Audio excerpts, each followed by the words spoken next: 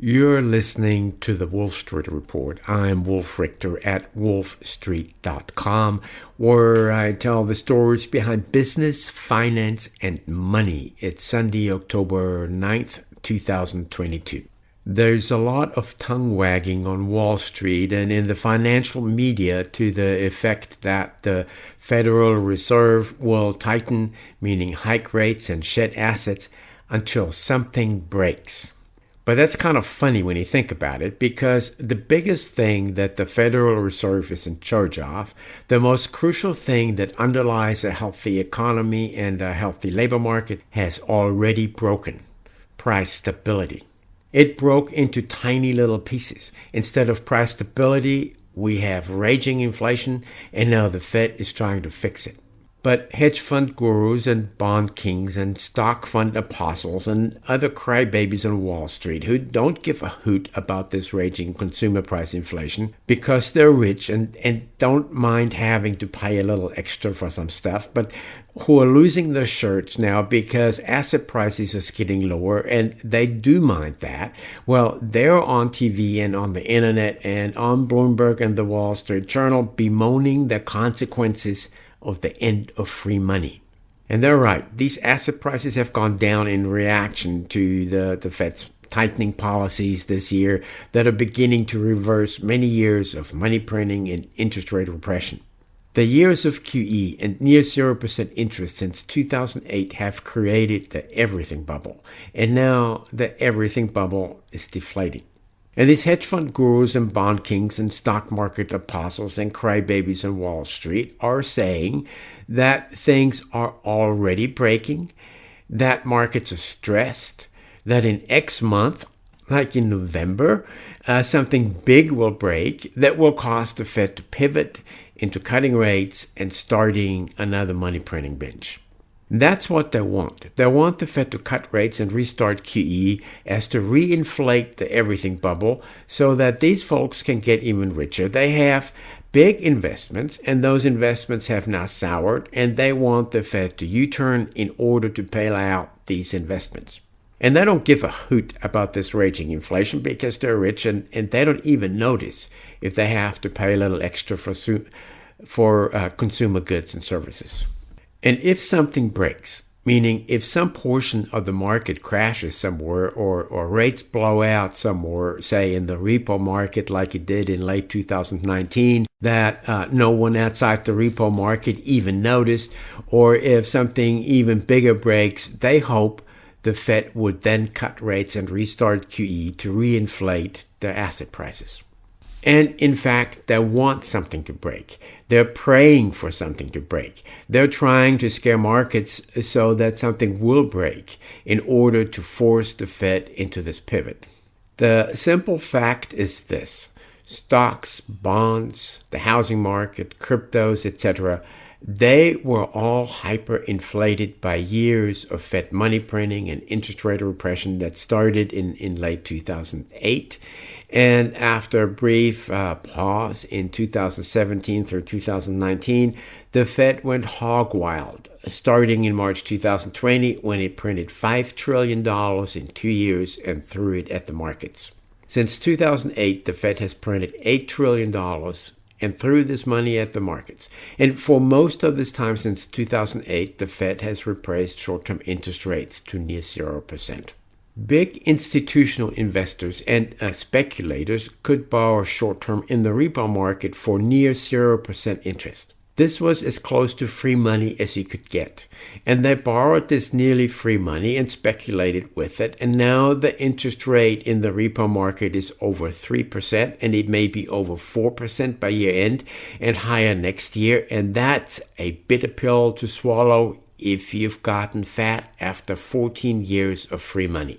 The free money era got started in Japan 22 years ago, and by 2008, there still wasn't a lot of consumer price inflation in Japan. And so when the financial crisis broke up in the United States, the Federal Reserve saw that QE and 0% interest rates didn't cause a lot of consumer price inflation in Japan. And so it too tried those emergency measures to bail out the banks and the hedge funds and whoever held those assets. And when it didn't cause consumer price inflation, but just asset price inflation, meaning it inflated stock prices and bond prices and housing prices, the Fed enlarged QE and extended it and kept 0% interest rates in place for years. And when the European Central Bank saw that these policies didn't trigger a lot of consumer price inflation in the United States and Japan, it too dove into them in 2012 in response to the euro debt crisis. And it expanded them and fattened them up over the years, and it didn't cause a lot of consumer price inflation either, only asset price inflation. Back then, these policies didn't cause a lot of consumer price inflation because consumers didn't get this money.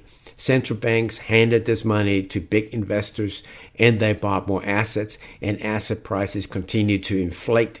But little of this money got spent in the economy and didn't trigger consumer price inflation. Meanwhile, savers and yield investors saw their cash flow crushed, and they relied on this cash flow to spend, and that cash flow dried up and they couldn't spend it, and that actually weighed on consumer spending. So when the pandemic hit the markets in March 2020, central banks went hog wild, printing huge amounts of money around the globe and repressing interest rates to 0% or below 0%. And they figured none of this, despite the huge unprecedented magnitude, would cause consumer price inflation because it didn't do it in the years before. And governments issued a huge amount of new debt, and they could because central banks were buying huge amounts of government debt at the same time as part of their QE, and then governments threw this borrowed money at everything that they could see: consumers, businesses, state and local governments. Trillions of dollars in direct payments and subsidies flooded every aspect of the economy, and this money did get spent. And the gains in the stock market, in cryptos, in the housing market, in the bond market were so huge that people started spending some of these gains to buy $100,000 pickup trucks, home remodels, consumer electronics of all kinds, patio furniture, you name it. And central banks still thought these monetary and fiscal trillions, in the United States close to $10 trillion, wouldn't cause inflation. But they were wrong. Consumer price inflation suddenly took off in early 2021. The dam had broken. 40 years of price stability had broken. And inflation was washing over the globe, even in Japan now, and massively in the United States, and even more massively in Europe. The whole thing just exploded. And central banks, still delusional back then about the idea that their radical policies could ever break price stability because it hadn't done it in the prior years, well, they brushed off the problem. They called this inflation temporary, and they kept printing vast amounts of money and repressing interest rates to zero or below zero, even as inflation was beginning to rage, in an act of incomprehensible recklessness. And it wasn't until earlier this year that it seriously dawned on them that something huge had broken into a million little pieces: price stability. But now they figured it out. Now they see it. The biggest thing that they're in charge of, price stability, has broken. And they broke it. And the government's radical stimulus policy starting in March 2020 broke it. And there is now so much excess liquidity out there chasing after all kinds of stuff that it will be very hard to crack down on inflation effectively and to reestablish price stability. Inflation dishes up a lot of the prices. It has a life of its own. You think you got it whacked down, and then it rises from the ashes all over again. This happened in the 1970s and early 1980s. This is what central banks are facing. But the Fed has now figured it out. The Fed has pointed out many times over the past few months that a healthy labor market needs price stability, that consumers need price stability, that you cannot have a healthy economy without price stability. So, okay, their version of price stability isn't my version. Their version of price stability is 2% inflation as measured by the core PCE price index, which is the lowest lowball price index we have. And my version of price stability is 0% inflation based on some realistic price index. But hey, close enough given where we are, which is raging inflation. Price stability by whatever measure has broken. It probably cracked in late 2020. By early 2021, the pieces of price stability were scattered all over the place for all to see, and I started screaming about it back then. The Fed was still hammering away at these scattered pieces with QE and 0% interest rates to break them into even smaller shards. For the economy and for the labor market to function, for consumers to earn and spend at a healthy pace, price stability needs to be fixed. And the Fed knows that.